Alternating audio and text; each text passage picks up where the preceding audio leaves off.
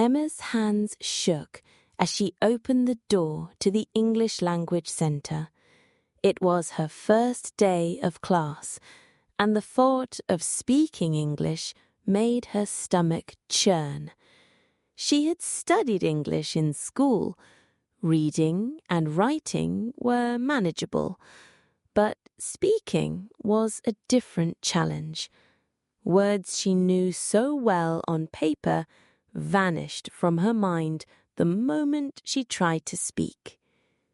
Today, she hoped, would be the start of something new. The classroom was small and bright, with colourful posters of English phrases on the walls. A tall teacher with a warm smile greeted the students. "Welcome, everyone. I'm Sarah," she said in clear, slow English. "Let's start by introducing ourselves." Emma's heart sank. Introduce herself in English? She knew the words, name, job, hobby, but would they come to her when it was her turn? She glanced at the 10 other students, their faces reflecting her nervousness, which eased her anxiety slightly. One by one, the students spoke. Tom, a young man with a shy grin, said, "My name is Tom. I am a student. I like soccer." His voice trembled, but he sat down proudly. Next was Lily, who said, "My name is Lily. I work in a bank. I like, Her face flushed as she trailed off. "Sorry, I forget the word," she mumbled nervously. Sarah's smile was reassuring. "It's okay, Lily. Forgetting words is normal when you're learning.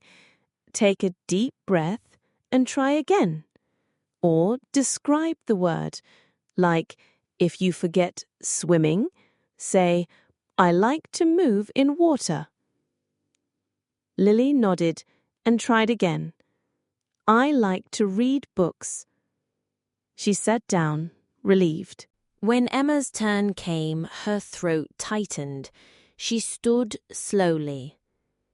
"My name is Emma," she began, her voice soft.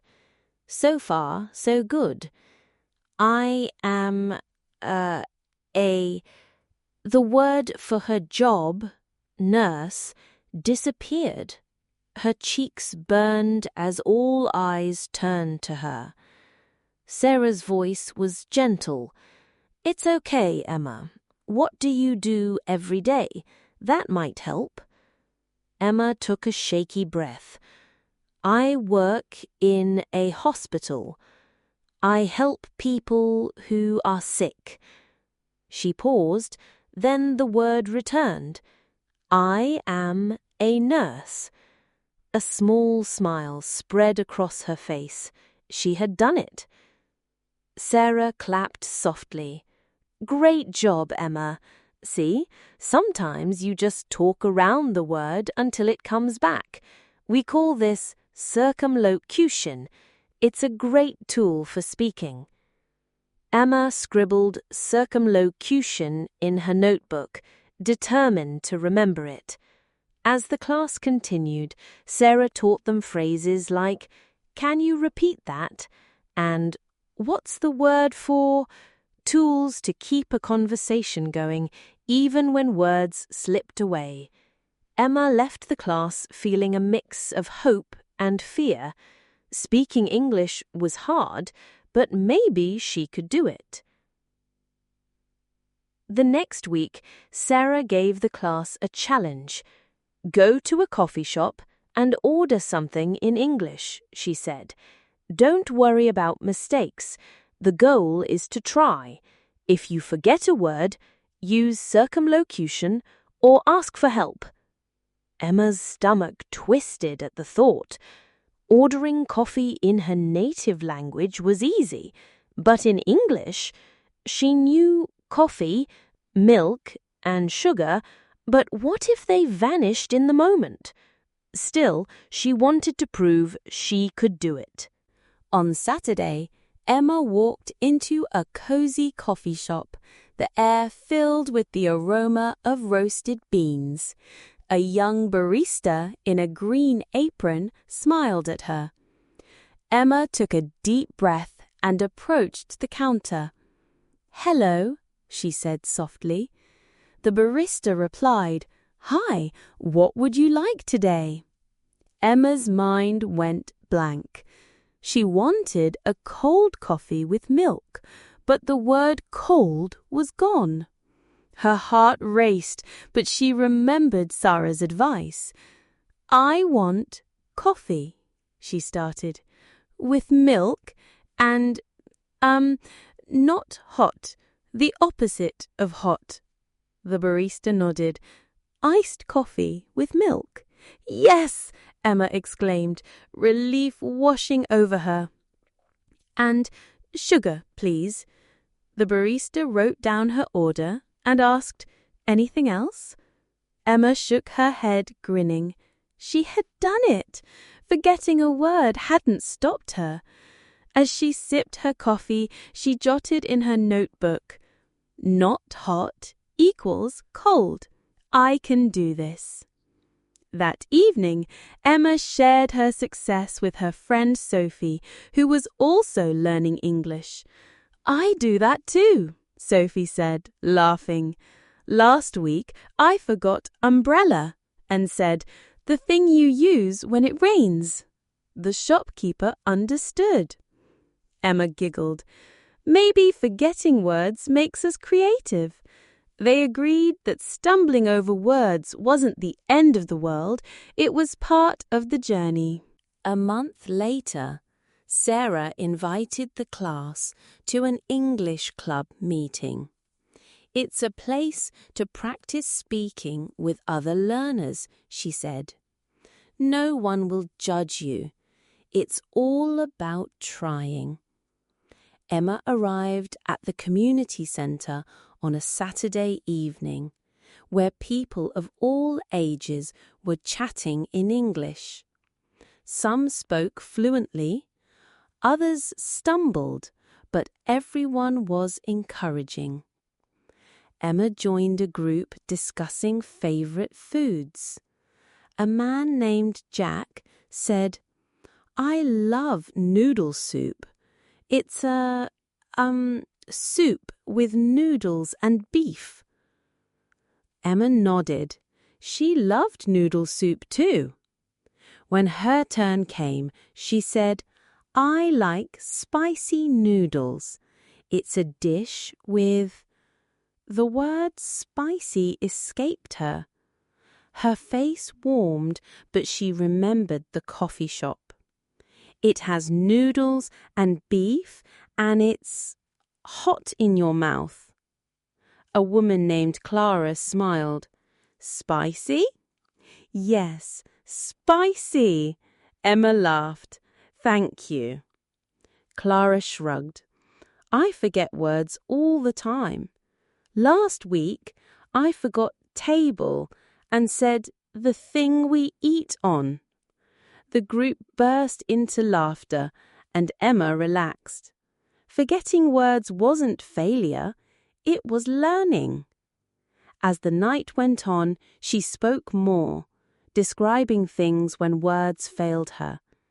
She even helped another student find the word bicycle by saying, "It has 2 wheels and you ride it." By the end of the evening, Emma felt like she belonged. She decided to return to the club every week. 2 months into the course, Sarah announced a new challenge, a 3-minute presentation in English. "Choose a topic you love," she said. "Your hobby, family, or favorite movie. The goal is to speak." Emma chose her job as a nurse. She loved helping people, and she thought it would be easy to talk about something familiar. But as she practiced at home, words like patient, hospital, and medicine slipped away when she spoke, even though she knew them when writing. The night before the presentation, Emma was a nervous wreck. She called Sophie for advice. "I keep forgetting words," she confessed. "What if I freeze in front of everyone?" Sophie laughed. "You won't freeze.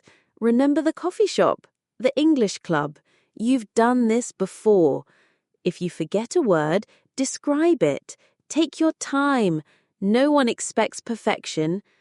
Emma practiced again, writing down phrases like, "I help people who are sick," and "I work in a place with doctors." She felt a bit better. The next day, Emma stood before the class, her hands shaking. She took a deep breath and began. "Hello, my name's Emma. I am a nurse. I work in a hospital. My job is to help people who are, The word sick vanished. Her heart pounded, but she remembered Sophie's advice. "People who are not healthy," she said. Sarah nodded encouragingly. Emma continued, describing her job. When she forgot medicine, she said, "The thing you take to feel better."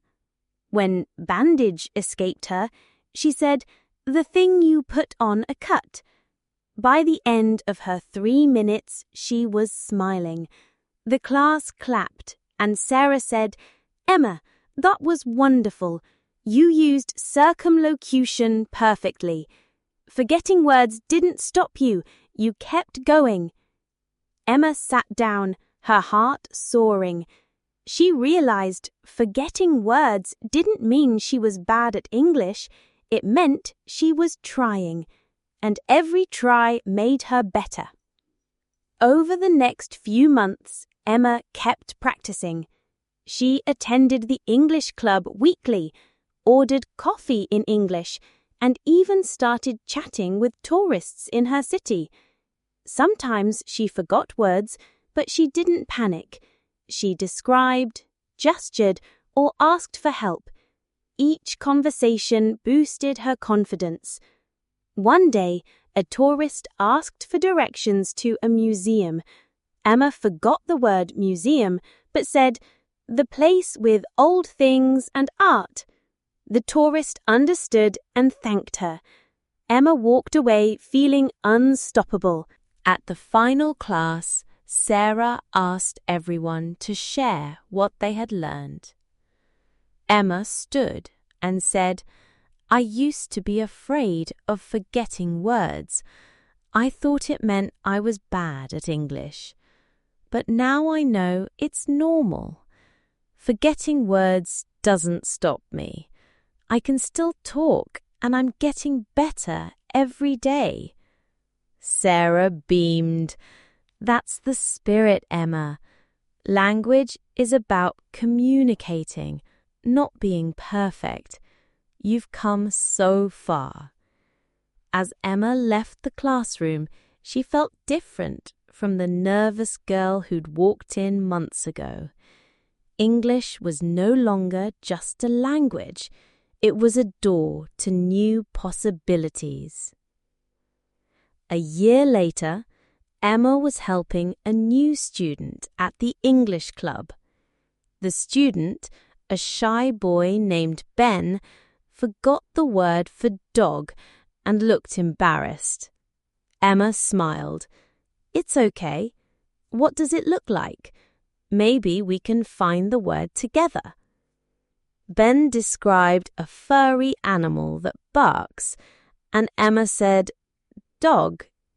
Ben nodded, relieved. Emma felt a warm glow.